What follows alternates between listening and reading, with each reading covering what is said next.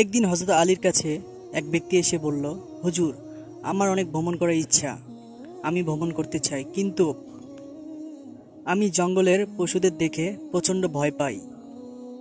হযরত আলী তাকে একটি আংটি দিলেন আর বললেন, যদি তোমার কাছে কোনো পশু আসে তাহলে তুমি এই আংটিটি দেখাবে। তারপর সেই ব্যক্তি ভ্রমণের জন্য রাস্তায় বের হয়ে গেল। তারপর তাকে একটি ভয়ঙ্কর পশু আক্রমণ করে। তারপর সে হযরত আলী রাদিয়াল্লাহু তাআলা আনহুর একটি আংটি ওই পশুটাকে দেখালো।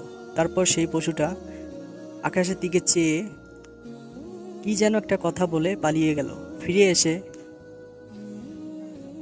সমস্ত ঘটনা হযরত আলীকে বলল। তারপর হযরত আলী বলল, ওই পশুটা আকাশের দিকে চেয়ে কি বলেছিল জানো? বলছিল, আমি আর ওই এলাকায় থাকবো না, যে এলাকায় হযরত আলীর মানুষ আমার কাছে কৈফিয়ত চাইবে। হযরত আলী রাদিয়াল্লাহু তাআলার ক্ষমতা পশুদের উপরেও চলতো এবং পশুরাও তাকে ভয় করে চলতো। তো আমাদের আলোর পথ চ্যানেলটি সাবস্ক্রাইব করবেন এবং সাথে সাথে বেল বাটন অন করে দেবেন, নতুন নতুন ভিডিও পেয়ে যাবেন।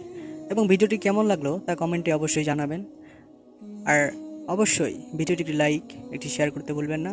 নেক্সট ভিডিও দেখার জন্য আমাদের সঙ্গেই থাকবেন। আল্লাহ হাফেজ।